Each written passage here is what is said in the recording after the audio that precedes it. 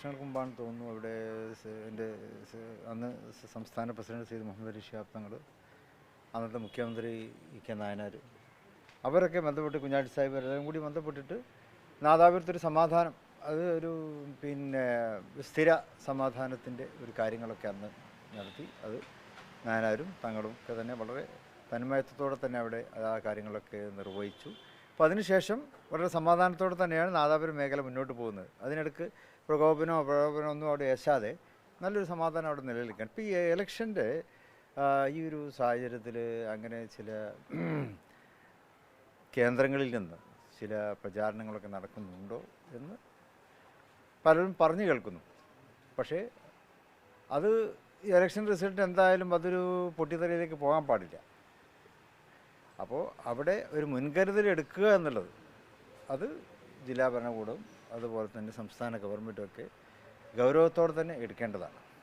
ഇപ്പോൾ നാദാപുരത്തെ സംബന്ധിച്ചിടത്തോളം മുസ്ലിം ലീഗ് അവിടെ നല്ല അടിപൊളിയുള്ളൊരു പാർട്ടിയാണല്ലോ.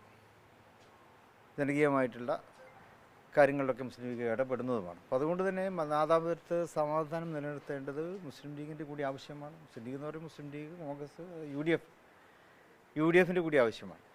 അപ്പോൾ അത് രാഷ്ട്രീയ പാർട്ടികൾ മാത്രം ചെയ്താൽ അതിൽ പൂർണ്ണമാവുകയില്ല. അപ്പോൾ അതുകൊണ്ട് ഗവൺമെൻറ് ഇടപെട്ടുകൊണ്ട് ഇവിടെ എല്ലാ പാർട്ടിക്കാരെയും, മുസ്ലിം ലീഗിനെയും കമ്മ്യൂണിസ്റ്റ് പാർട്ടികളെയും കോൺഗ്രസ് എല്ലാവരെയും വിളിച്ചുകൊണ്ട് ഒരു സർവകക്ഷി യോഗം അവിടെ എത്രയും പെട്ടെന്ന് വിളിച്ചു ചേർത്ത് നാദാപുരത്തിൻ്റെ സ്ഥിതിശേഷം, ഒരു സമാധാനത്തിലേക്കുള്ള സ്ഥിതിശേഷം അവിടെ ഉണ്ടാക്കുന്നതിന് വേണ്ടി മുന്നോട്ട് വരണം.